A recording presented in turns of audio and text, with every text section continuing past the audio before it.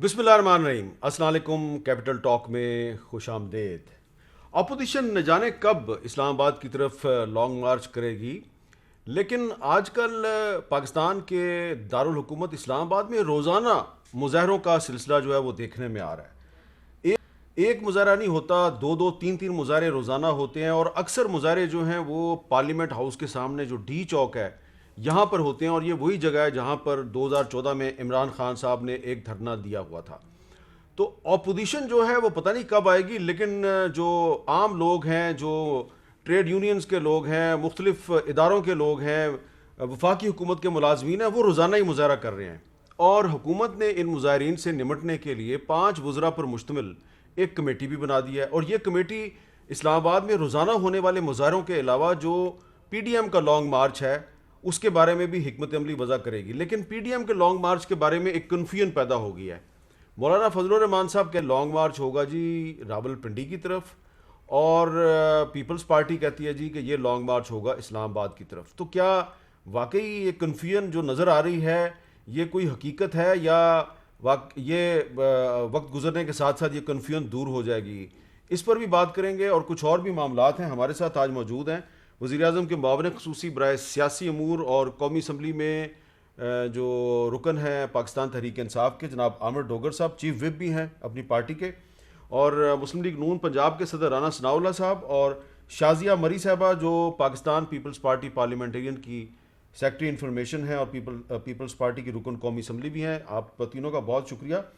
सबसे पहले हम आमिर डोगर साहब आपसे ये जानना चाहते हैं, रोज़ाना इस्लामाबाद में हम देख रहे हैं रोज़ाना मुजाहरे हो रहे हैं। आज भी 2 मुजाहरे थे और वो उसमें ऐसे ऐसे नारे हम सुनते हैं, सरफरोशी की तमन्ना जो है वो लेकर लोग आ रहे हैं, मरने के लिए तैयार हैं। अपोजिशन तो पता नहीं यहाँ कब आएगी, लेकिन ये जो रोज़ यहाँ पे ट्रेलर चल रहा है, लॉन्ग मार्च का, धरने का ट्रेलर चल रहा है, क्या इसका हल ये है कि 5 वज़रा की कमेटी बना दी जाए या लोगों के मसले हल किए जाएं? जी, बिस्मिल्लाहिर्रहमानिर्रहीम। बहुत शुक्रिया हामिद मीर साहब।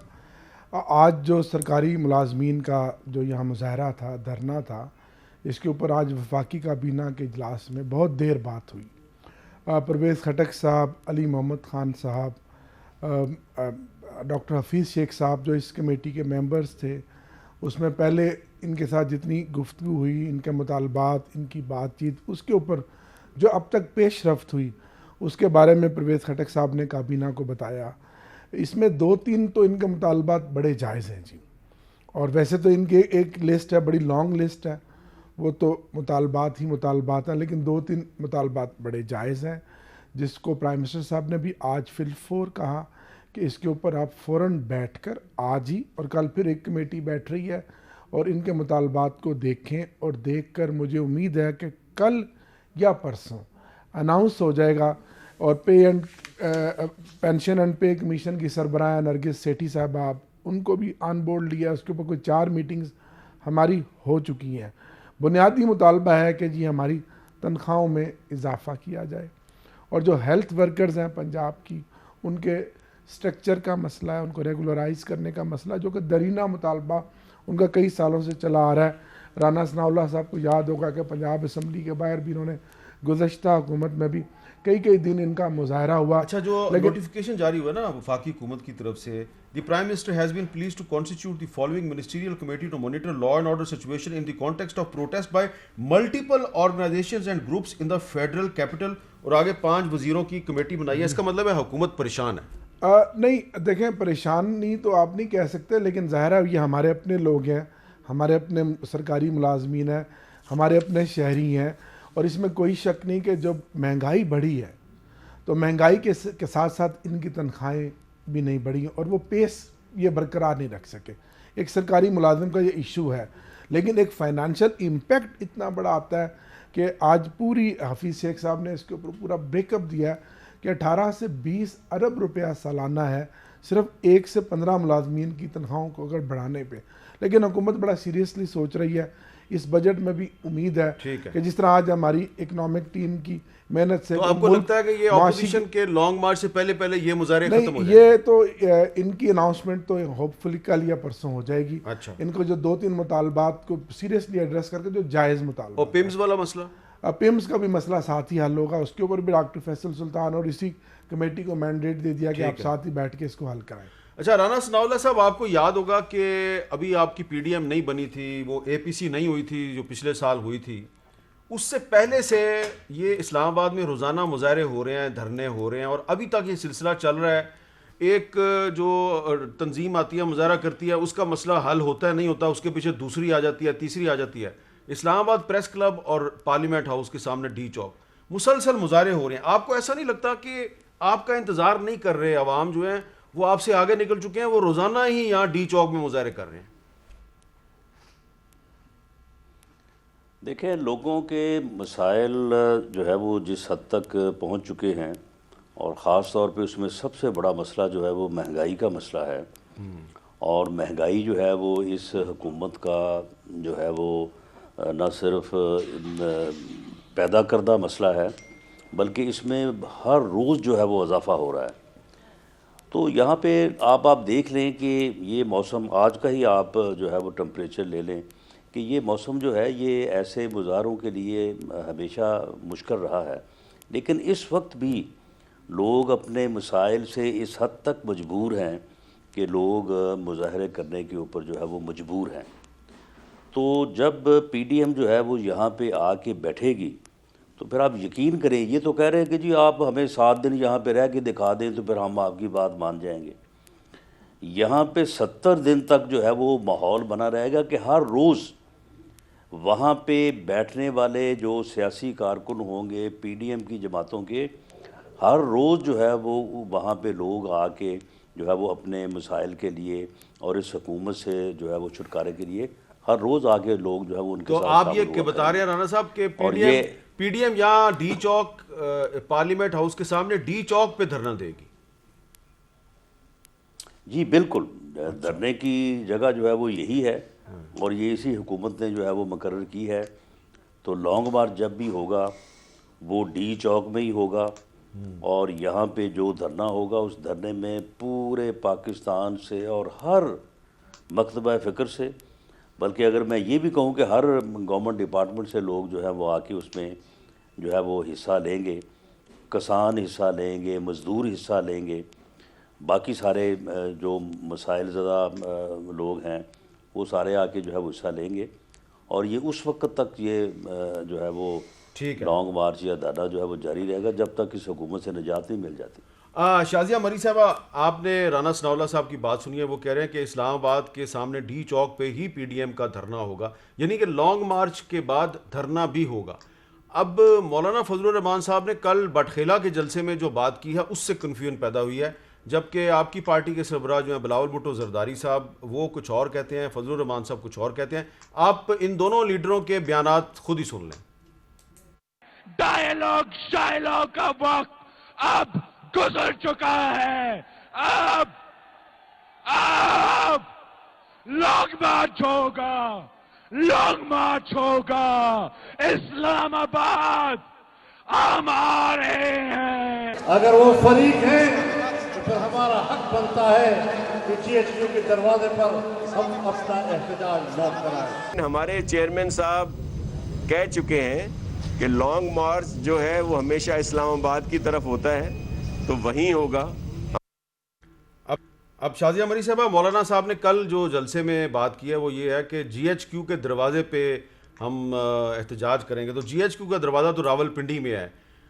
बिलावल साहब भी कह रहे हैं लॉन्ग मार्च रावलपिंडी की तरफ होगा, राना सनाउल्लाह साहब भी यही कह रहे हैं। तो पीडीएम की जमातों में लॉन्ग मार्च पर कोई हमें इत्तेफाक नज़र नहीं आ रहा कि ये रावलपिंडी में होगा या इस्लामाबाद में होगा, इसकी क्या वजह है? शुक्रिया हामिद मीर साहब। मेरा ख्याल है कि पाकिस्तान पीपल्स पार्टी के चेयरमैन जनाब बिलावल भुट्टो साहब ने बड़ा वाज़ेह कहा कि हम इस्लामाबाद की तरफ आएंगे, लॉन्ग मार्च करेंगे।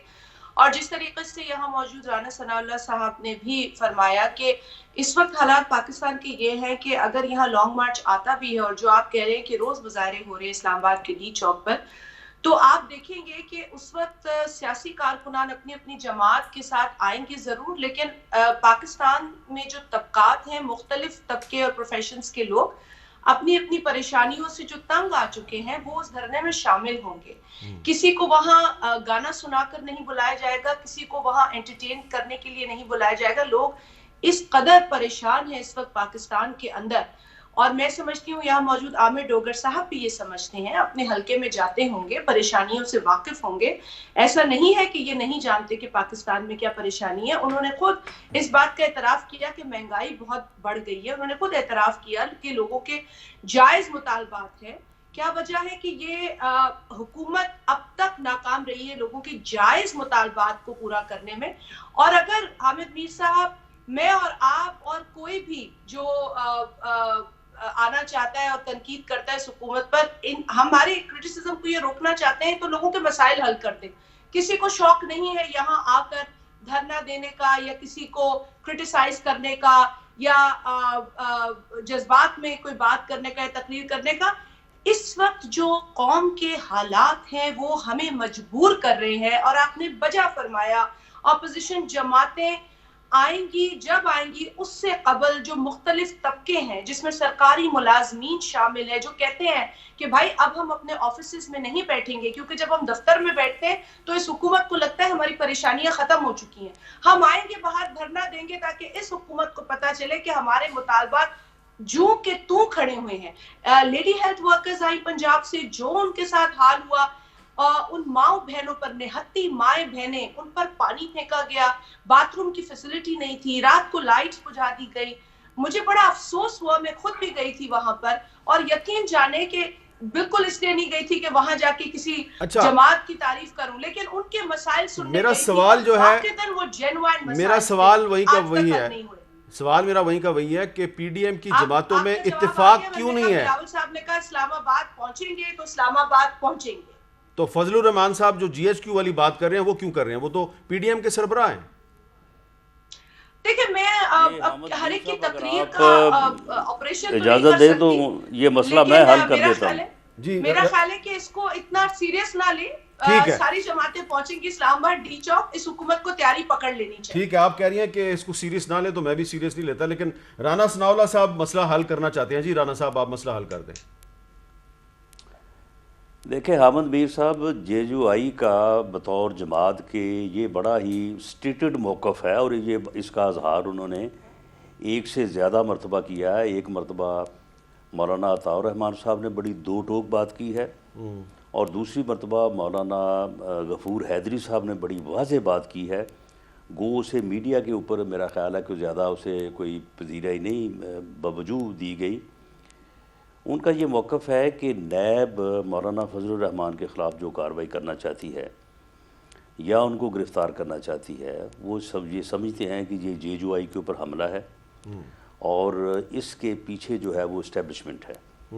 उनका ये मौक़िफ़ है कि नैब की तमाम तर कार्रवाइयों के पीछे जो है वो इस्टेब्लिशमेंट है, उसका रोल है, उसकी एविडेंस के तौर पे भी बहुत सारी चीज़ें वो जो है वो नाकाबिल तरदीद हद तक वो बताते हैं। ठीक है, तो अगर अल्लाह उनको महफूज रखे और वो आज़ाद रहें, तो अगर मौलाना फजलुर रहमान साहब के ख़िलाफ़ नैब कोई कार्रवाई करती है और उनको गिरफ़्तार करने की हद तक जाती है, तो हो सकता है कि जेयूआईएफ जो है वो रावलपिंडी हमसे पहले मौजूद हो। चले ठीक और अगर ऐसी सूरत में लॉन्ग मार्च होता है तो यकीनन फिर जो है उसका रुख उस तरफ हो सकता है। अच्छा ठीक है, लेकिन नैब जो है उसने आपकी पार्टी के जो सदर हैं शहबाज शरीफ साहब को गिरफ़्तार किया हुआ है, वो कौमी असम्बली में अपोजिशन लीडर हैं।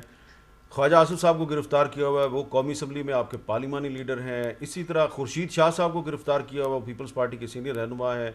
आसिफ जरदारी साहब के ख़िलाफ़ नैब जो है उसने मुकदमे बनाए हुए हैं, लेकिन आपकी पार्टी और पीपल्स पार्टी का मौक़िफ़ जो है वो ये है कि इस्लामाबाद की तरफ लॉन्ग मार्च होना चाहिए। बहरहाल आपने मसला हल कर दिया। मैं अब आमिर डोगर साहब आपकी तरफ आता हूँ। एक ये कल जो DGISPR की प्रेस कॉन्फ्रेंस थी, उसमें उन्होंने दो चीज़ों की बड़ी वजाहत की। एक तो उन्होंने ये कहा कि अगर मौलाना साहब आते हैं इस्लामाबाद, एक तो उनको ज़रूरत नहीं आने की, अगर आते हैं तो हम उनको चाय पानी पिलाएंगे। दूसरा उनसे सवाल किया गया कि वज़ीर-ए-आज़म इमरान खान साहब बार बार कहते हैं जी कि अपोजिशन चाहती है कि फ़ौज जो है वो मेरा तख्ता उलट दे, तो DGISPR ने इसकी वजाहत कर दी। उन्होंने कहा जी कि हमारा कोई बैक चैनल से अपोजिशन के किसी बंदे से कोई राब्ता नहीं। ये तासुर क्यों है कि वज़ीर-ए-आज़म इमरान खान चाहते हैं कि फ़ौज की और अपोजिशन की लड़ाई हो जाए? देखें, सबसे पहले तो जी मैं शाजिया अमरी साहबा की बात का जवाब दूं कि इमरान खान इस मुल्क के वज़ीर-ए-आज़म हैं आप जानते हैं मेरा काम ऐसा है कि मैं हर वक्त तकरीबन उनसे हर रोज़ किसी न किसी मीटिंग में मुलाकात होती है। कोई दिन हामिद मीर साहब ऐसा नहीं है कि जब वो महंगाई के ऊपर, आम आदमी का जो उनको एहसास है, बेरोज़गारी के ऊपर और मुल्क की माशी तरक्की के लिए बात ना करते हैं। दिन रात, अगर दिन में 11 मीटिंग्स हैं तो हर मीटिंग्स में महंगाई के ख़िलाफ़ जो उनके इक़दाम हैं उस पर वो ज़रूर फॉलो अप लेते हैं, ज़रूर बात करते हैं आम आदमी की, गरीब आदमी की, मज़दूर की। लॉकडाउन में भी आप देख लें कि सिंध वालों ने तो मुकम्मल लॉकडाउन किया, उस वक्त भी उन्होंने कहा नहीं, लेकिन डॉक्टर साहब आपकी मजदूर बात मैं काट और रहा हूं। गरीब सिर्फ आदमी एक ज़िमनी मुतासर हो सवाल गए। है। सर, इमरान खान साहब ने 12 दिसंबर को एक ट्वीट के जरिए अपनी इक्तिसादी टीम को मुबारकबाद दी थी कि आप चीनी की कीमत नीचे ले आए। जी, आज चीनी की कीमत Exactly. इस्लामाबाद में 100 रुपए किलो है आज। सही है, बिल्कुल ऐसा ही है। लेकिन अब दोबारा से फिर पिछले 4-5 दिन से फिर उसी कंट्रोल टीम हुई के है। कान भी खींचने लेकिन चाहिए गन्ने के ट्वीट के काश्तकार में बड़ी खुशी है, गन्ने का रेट गो बढ़ा है तो उससे चीनी की कीमत भी बढ़ेगी, एक इम्पैक्ट है। लेकिन अगर आप देखें ज़मीनों के ठेके बढ़ गए हैं, हमारी उसी मुआशी टीम की मेहनत की वजह से आज इंडस्ट्री आपकी टेक्सटाइल पूरी बूम पे चल रही है। मुल्तान पावर लूम का घर है, 92 के बाद पावर लूम चल रही है। अगर आप बुरा ना मनाए ना, एक्सपोर्ट बढ़ अगर आप गई मेरे है साथ और कल इमरान निकले, खान की क़यादत में इस्लामाबाद मुल्क में अब तरक्की कैपिटल की में राह पे निकले, बाकी चल शहरों को पड़ा है। छोड़ दें, अगर आप कैपिटल में निकले ना डोगर साहब मोहतरम मेरे साथ, तो मैं आपको इस्लामाबाद में जगह जगह दिखाऊंगा कि 30-30, 35-35, 50-50, 100-100 मजदूर जो हैं वो बैठे हुए हैं, उनके पास काम नहीं है। लेकिन हुकूमत के वजीर कहते हैं जी पाकिस्तान में कंस्ट्रक्शन का काम बूम पे चला गया है, कोई बंदा बेरोजगार नहीं है। मैं आपको इस्लामाबाद शहर में दिखा सकता हूँ, F10 से लेके F11 से लेके E11 से लेके राना मार्केट F7 वाली हर जगह पे मजदूर जो हैं वो बगैर काम के बैठे हुए हैं। टाइम तो ना, अब अगर ये 2 सालों में या 2.5 सालों का क्राइसिस तो हमने तो नहीं ये सारा किया ना, हमें तो बहुत सारी चीजें विरसे में मिली है, हमें कोई स्विट्जरलैंड की इकोनॉमी तो नहीं ये मिली चीनी ना। भी जो 100 रुपए किलो आखिर है, टाइम ये तो लगेगा। नवाज शरीफ और आसिफ जरदारी की वजह से हो गई है। बात यह है कि वो शुगर माफिया कौन है, मिलें किनकी ज्यादा थी। लेकिन अब हमारी जिम्मेदारी है कि आइंदा अब गंदम की फसल आएगी मार्च में, गंदम का बुरहान ना हो। आज इसके ऊपर अभी 1-1.5 घंटा प्राइम मिनिस्टर ने बात की है, पूरा एक मैकेनिज्म बनाया था जी, गंदम के ऊपर, चीनी के ऊपर, चीनी में बात की आज जी, आज भी बात, प्राइम मिनिस्टर को पता है कि चीनी फिर महंगी होगी जी, एग्जैक्टली। आज उसके ऊपर पूरा उन्होंने पूरी उससे ब्रीफिंग ली है, हमाद अजहर ने उसके ऊपर सारा बताया। मैं ये चाह रहा हूँ कि वो प्राइम मिनिस्टर को एहसास है, वो अवामी आदमी है, एक अवाम के वोट से लेकर आया है, फिर वो हर वक्त खुद सोशल मीडिया पे, इलेक्ट्रॉनिक मीडिया पे, हर चीज पे वो बाखबर है जी। ऐसा नहीं है कि वो सोए हुए हैं या शाज़िया मरी कुछ सोई कहना हुई है। चाह रही अब दूसरी बात, मैं पीडीएम की बात कर लूँ, एक मिनट, मेरा शाज़िया मरी की बात सुनिए। नुमाइंदों को बार बार ये क्यों कहना पड़ता है कि इमरान खान को एहसास है, वो अवामी है, उन्हें एहसास है। और खुद इमरान खान न्याजी साहब कहते हैं मैं जमहूरियत हूँ। ये तमाम अल्फाज ये अपने लिए खुद ही क्यों इस्तेमाल करते हैं, ये लोगों को कहने दें। ठीक है जिस जी, तरह लोग आपने भी- डोगर साहब कहा, अपनी, डोगर साहब को जरा चाहे बात इन मुकम्मल कर सड़कों लेने पे। दें। जी, मेरी बहन, लोगों ने तो कहा ना 2018 में, हमें अवाम के वोट के जरिए हम मैंडेट लेकर असम्बलियों में आए हैं ना, अवाम का मुंतखब वज़ीर आज़म है, आज हुकूमत हमारी है, सूबों में है, तो ये लोगों की राय सही है ना, जमहूर की आवाज़ है ना, और 2023 तक हमारा मैंडेट है। बाकी बात रहेगी जी JUI की या PDM की। PDM को तो आप जानते हैं, इनका तो शराजा बिखर चुका है, इनका तो कोई मुझे नहीं एक पता। किबला एक तरफ नज़र नहीं आ रहा। अलबत्ता मौलवी साहब को बिल्कुल ख्वाहिश है, क्योंकि 15-20 साल वो हमेशा इस्टेब्लिशमेंट के साथ रहे हैं, राइट हैंड पर रहे हैं, हर असेंबली का हिस्सा था, पहली बार वो बाहर। अच्छा, जरा वो मिसाल जरूर देंगे, चाहते हैं, मिसाल देंगे वो कब एस्टेब्लिशमेंट वो के साथ? जरूर चाहते हैं कि एक मिसाल दें। सर, मौलाना फजलुर रहमान 2002 में अपोजिशन लीडर था हाफिज हुसैन अहमद, उनके MNAs हम भी देख रहे थे कि उन्होंने इस्तीफे दिए, तो मौलवी साहब सबसे पहले इस्तीफे रोकने वाले थे। ठीक है, कौन सा दौर काजी है? हुसैन अहमद साहब ने इस्तीफा दे दिया था, मौलाना साहब ने नहीं दिया था। KPK में उनकी हुकूमत थी, उन्होंने अपनी हुकूमत बचाई। और 8 में देख लें, 13 में देख लें, कौन सा टाइम है, बहुत लंबी बात हो जाएगी कि मौलवी साहब प्रो एस्टैब्लिशमेंट नहीं रहे। ये तो क्योंकि पहली बार वो असेंबली उनके बगैर चल रही है या डीजल के बगैर चल रही है, तो वो चाहते हैं कि मैं GHQ का फिर दरवाज़ा खड़काऊं, चाहे के साथ उनकी तवाज़ो हो और फिर मेरे लिए कोई ओपनिंग हो। लेकिन बात यह है, GHQ या फौज को आप सियासत में क्यों घसीट अच्छा, रहे हैं? आपको याद है कि फौज का 2002 क्या की- ताल्लुक है सियासत आप में? 2002 की सियासत करें, सियासत के डॉक्टर हवालों साहब, में करें, आपने असेंबलियों में करें। माजी की तारीख का एक बड़ा अच्छा हवाला दिया। 2002 का आप बता रहे हैं। आपको पता है 2002 में जब मौलाना फजलुर रहमान वज़ारत उस्मा के उम्मीदवार थे, उनके मुकाबले पे मीर ज़फ़रुल्लाह जमाली और शाह महमूद कुरैशी थे, तो मौलाना फजलुर रहमान को जिन लोगों ने वोट दिया था उसमें इमरान खान भी शामिल थे। जी, तो तो क्या 2002 में इमरान खान भी इस्टेब्लिशमेंट के साथ थे? नहीं, मकसद है कि इस्टेब्लिशमेंट से मुराद के इमरान खान ने कभी कोई इस्टेब्लिशमेंट के खिलाफ बात तो नहीं की ना। कभी आप नहीं कह की। सकते हैं, आप कह सकते हैं वो भी किताब मौजूद ठीक है है ना पूरी। नहीं सर, अब जो खान साहब की जुबान किताब पूरी जो मौजूद है। फजलुर रहमान हामिद मीर साहब, फजलुर रहमान साहब जो गुफ्तगू कर रहे हैं, जो इदारों को निशाना बना रहे हैं, देखिए सियासत एक अलग बात है। एक ज़ाती हवस, एक ज़ाती अपना तासुब, एक मुखालफत, एक दुश्मनी जिस पे वो उतर आए हैं, जो कल की भी उनकी गुफ्तगू है, सारे जलसों की गुफ्तगू है, कभी ऐसे नहीं है। लगा सीनियर आदमी है, सियासतदान है, 20-30-40 साल से मैं इनको एक देख रहा सवाल हूं, बड़ा है, मैं राना साहब से पूछना चाहता हूँ। तो मैच्योरिटी भी होती है। राना साहब, कल बटखेला का जलसा था जो, उसमें मौलाना फजलुर रहमान भी थे, बिलावल साहब भी थे, मरियम नवाज शरीफ साहबा क्यों नहीं गई वहाँ पे? देखिए, ये जो जलसों के मरहले के बाद रैलीज़ का मरहला है, तो जब ये डिज़ाइन ही हुआ था तो उस वक्त भी ये था कि हर कौमी लीडर जो है या पार्टी का जो सरबराह है वो कम अज़ कम इन 10-12 जो ये प्रोग्राम है उनमें से 5 या 6 में वो शिरकत ज़रूर करे, और उसके बाद अगर किसी वजह से वो शिरकत ना भी करे तो इसलिए 1-2 प्रोग्राम में पहले बिलावल भुट्टो जरदारी साहब जो है वो नहीं थे, कल के प्रोग्राम में मरियम नवाज शरीफ साहबा नहीं थी, मौलाना फजलुर रहमान भी इससे पहले 1-2 प्रोग्राम में नहीं थे। तो ये रूटीन एज़ यूजुअल है, इसमें कोई ऐसी बात नहीं है। अच्छा, ये रूटीन एज यूजुअल है। यहाँ पे एक वक्फा लेते हैं जी, और वक्फे के बाद हमारी गुफ्तगू जारी है।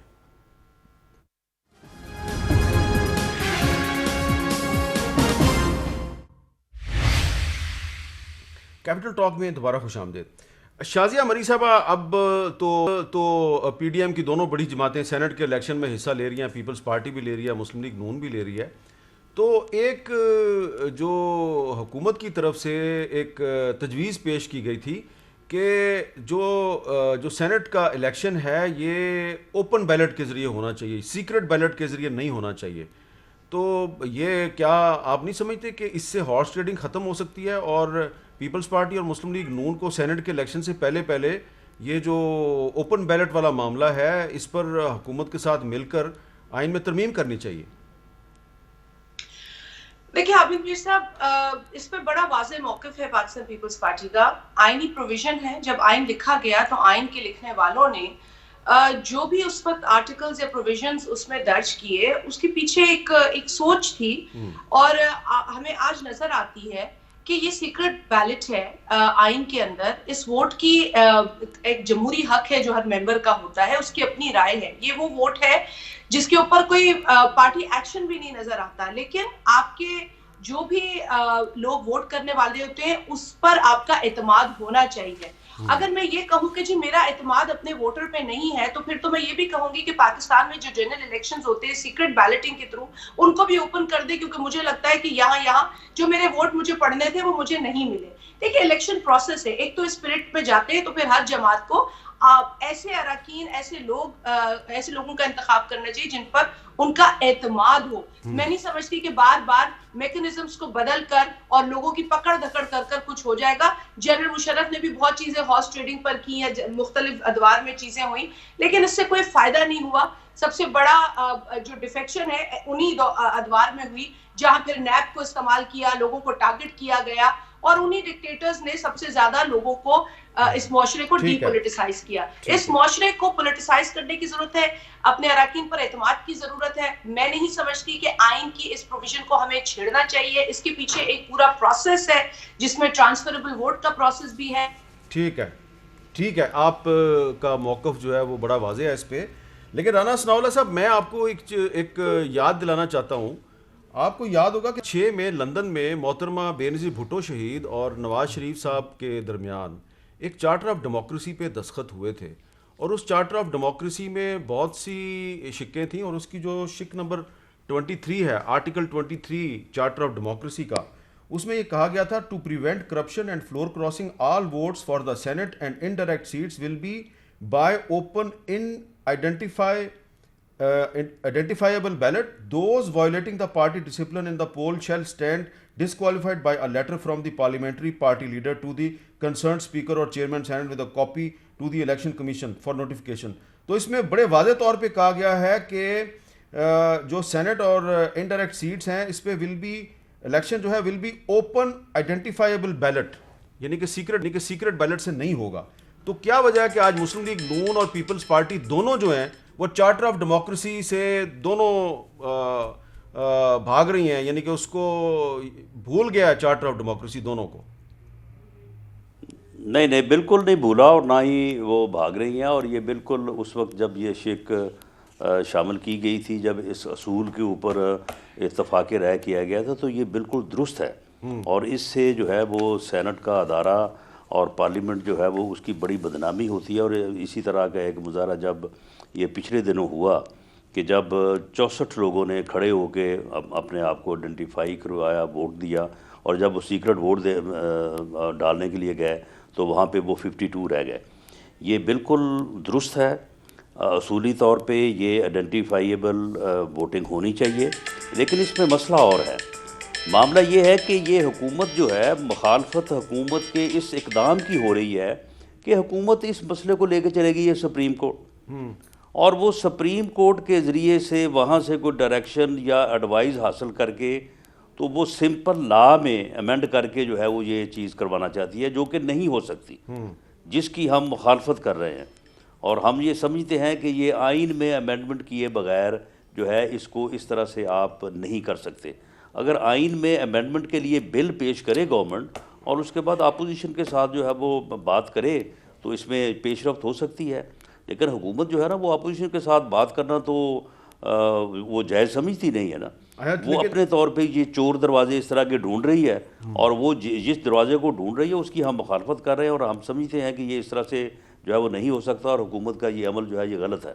अच्छा आमिर डोगर साहब, आप तो कौमी असम्बली में चीफ विप हैं, और माजी में मैंने देखा है कि जहाँ पर हुकूमत मुश्किल में पड़ती है, उसको वोटों की ज़रूरत होती है, तो आप दौड़ भाग के, तो अपोजिशन वालों के साथ भी आपके बड़े अच्छे ताल्लुकात हैं।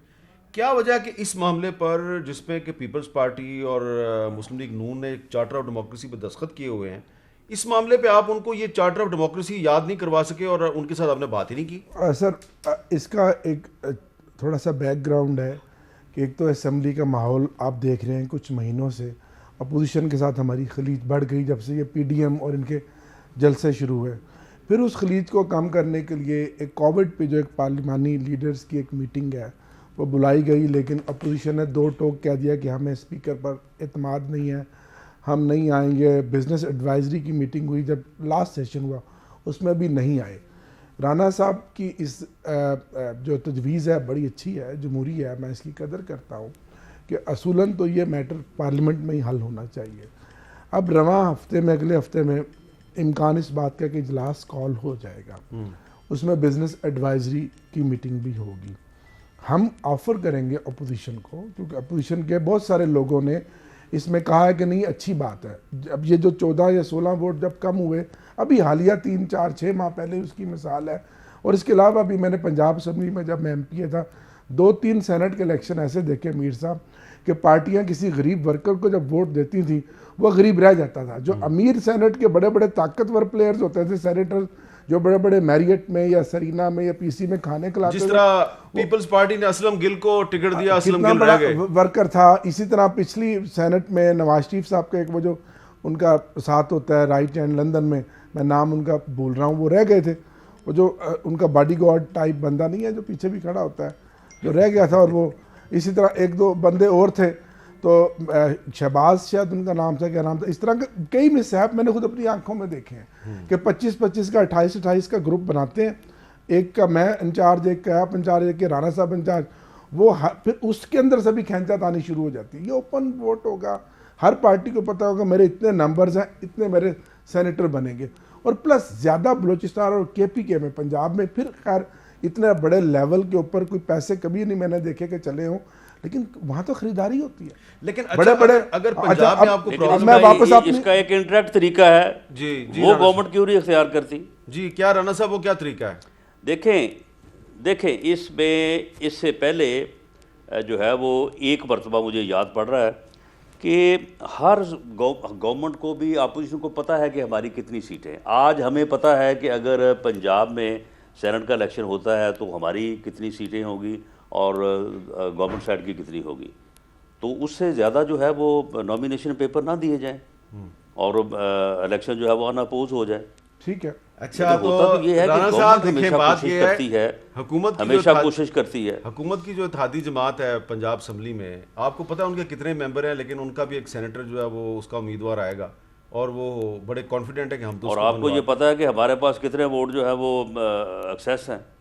चले ये मुझे देखिए मीर लेकिन साहब, राना ये- साहब अपना डोगर साहब मीर साहब, ये जो फैसला है डोगर ना, साहब ये इसलिए कि तो नहीं हो रहा। गवर्नमेंट ने तो बहुत बड़ा फैसला किया। डोगर साहब, ये गवर्नमेंट को इस असल में- गवर्नमेंट हमेशा एडवांटेज होता है। गवर्नमेंट इसलिए नहीं कर Secret रही, का। गवर्नमेंट कहीं इसलिए तो नहीं कर रही कि गवर्नमेंट को पता है कि पंजाब असम्बली में उसके अपने एमपीए उसके उम्मीदवारों को वोट देने के लिए नहीं तैयार नहीं, नहीं। ऐसा नहीं। मीर साहब, अब आप कोई दूसरी एमपीए बात कोई कीजिए और मैं एमएनए यही चाह रही ऐसा थी। नहीं होता कि जो गवर्नमेंट को वोट ना दे। अच्छा। खुफिया तौर के जी ऊपर शाजिया दो मरी चार क्या वोट कहना आगे चाह रही हैं आप? पीछे हो शाजिया जाते मरी हैं। साहब कुछ कहना चाह रही हैं? मैं हामिद मीर साहब ये कह रही थी कि आपने अब बड़े पते की बात की है। असल मसला यही है, और मैंने पहले भी आपसे ये कहा था कि मेरा ख्याल है कि जो भी हम लोग कैंडिडेट्स पार्टीज करती हैं, अफसोस होता है कि अगर कहीं भी कोई डिफेक्शन हो, लेकिन इसका मतलब है कि इस मुल्क में हमें जो पॉलिटिकल फैब्रिक है उसको मजबूत करने की जरूरत है और बेहतर कैंडिडेट्स का इंतखाब करना है। लेकिन जो इस वक्त उस हुकूमत को परेशानी है और ये आइन को बदल रहे हैं कोर्ट के पास जाकर और ये तमाम कोशिशें कर रहे हैं, ये सारी परेशानी इसलिए है क्योंकि इन्होंने केपी में पहले ये इनको धचका लगा है, और ये धचका पैसों से ज्यादा इनकी अपनी गवर्नेंस की वजह से था, जहां 20 से ज्यादा रुकन इनसे नाराज थे। उन्होंने उस नाराजगी के इजहार को सेनेट इलेक्शन में शो किया, और अब भी ऐसे अरकान हैं इनके। और आपने वजह फरमाया कि पंजाब असेंबली में जहां ये परफॉर्म नहीं कर पाए हैं मुख्तलिफ कंस्टिट्यूएंसीज के अंदर वोट लेने के बावजूद, आज इनके लोग आम फहम अगर आप बात ठीक करें है। तो वो कहते हैं कि जिस लीड से हम जीते थे उससे डबल से हम हारेंगे। ठीक तो है। ये इनकी सूरत हाल है, इनको अपने अरकान पर एतमाद नहीं रहा। अच्छा, अब मैंने एक ब्रेक लेना है। मैं ब्रेक से पहले ये बता दूं कि मुझे पंजाब असम्बली में पीटीआई के कुछ एमपीएस बड़े डाई हार्ड अपनी पार्टी के वो वर्कर हैं और बड़े पुराने वर्कर हैं।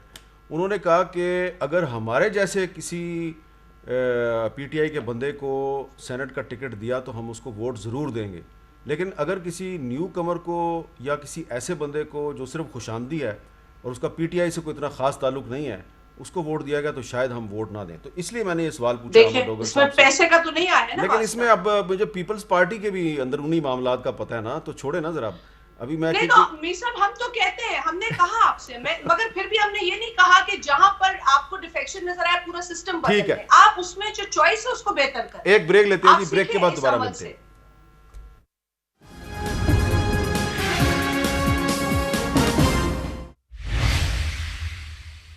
कैपिटल टॉक में दोबारा खुश आमदेद। अब एक सवाल मेरा ये है आमिर डोगर साहब, क्या काबीना के इजलास में आज ये कोई डिस्कशन हुई है कि एक बरतानवी कंपनी है ब्रॉडशीट, उसको हुकूमत पाकिस्तान ने तकरीबन 700 करोड़ रुपए जो हैं वो दे दिए हैं, जो अरबों रुपए बनते हैं। जी, इस पर भी बात हुई बात, और मुंह की खानी पड़ी पीएमएलएन वालों को, जो बगैर पढ़े ये सोच रहे थे कि जी ये फैसला हमारे हक में है, और जब उसके सरबराह ने पूरी स्पीच की, पूरी बात की, उसने तो एक्सपोज करके रख दिया। उसने तो ये कहा इनकी है करप्शन कि को भी और इनके एक अकाउंट बार्गेनिंग ऐसा को भी। है, उसने जी। कहा एक अकाउंट ऐसा है बरतानिया में जिसमें $1 अरब हैं। सऊदीया से क्यों? ठीक है, 1 बिलियन। और हमने पिछली हुकूमतों को भी बताया इस अकाउंट के बारे में, इस हुकूमत को भी बताया, ठीक है, और कोई भी जो है उस अकाउंट के बारे में इन्वेस्टिगेशन के लिए तैयार नहीं है। जी, तो वो अकाउंट इन्हीं का है ना जी। किसका? जाहिर है जिन लोगों ने इस मुल्क को लूटा है जी, जो 20 तो फिर आपकी हुकूमत उस अकाउंट के खिलाफ इन्वेस्टिगेशन के लिए क्यों तैयार नहीं है? नहीं, हम उन्होंने कहा है कि हमने शहजाद अकबर को बताया इसके बारे में। जी, आज उसके ऊपर भी बात हुई है, उसके ऊपर भी बात हो रही है, और उस पर पेशरफ्त, बड़ी पॉजिटिव पेशरफ्त हो रही है। हमारे तो एजेंडे का हिस्सा कि हमने तो मुल्क से लूटी हुई दौलत को वापस लेकर आना है। ठीक है, तो आप लेके हमारा तो आएंगे। एजेंडे का हिस्सा है। जी, राना सनाउल्लाह साहब क्या कहना चाहेंगे आप इस पे? मामला ये है कि इसी तरह से ये जो $1 अरब का अकाउंट है, तो फिर लाए ना सामने के वो किसका अकाउंट है, और अभी तक जो है ये सामने क्यों नहीं लेके आए। जहाँ तक ये ब्रॉडशीट कंपनी का मामला है, देखिए इस कंपनी को शरीफ फैमिली के ख़िलाफ़, पीएमएलएन के लोगों के ख़िलाफ़ जो है इसको जो है वो इन्होंने हायर किया था, उसके साथ कॉन्ट्रैक्ट किया था, और गालबन उनका केस ये था कि वो मियां नवाज शरीफ के जो वहाँ पे फ्लैट्स हैं उनके मतलब कोई मामला था कि जी ये गवर्नमेंट के हैं, और वो फैसला जो है वो अब इस तरह से हुआ है कि वो गवर्नमेंट के नहीं हैं, बल्कि वो मियां नवाज शरीफ या शरीफ फैमिली की जो है वो मलकियत है, तो चलें। यकीनन उसमें अगर ये फैसला ये हो जाता कि वो गवर्नमेंट के है, तो फिर पता नहीं इन्होंने उसको किस किस तरह से जो है चलें। वो राना साहब बहुत उसको बहुत ड्रैग शुक्रिया, करना था। शाजिया मरी साहब उस- बहुत बहुत शुक्रिया, लेकिन आपका 1 बिलियन वाला जवाब आमिर नहीं डोगर दिया साहब आमिर आपका डोगर बहुत बहुत साहब ने। शुक्रिया। नाजरीन मुझे दीजिए हाफिज।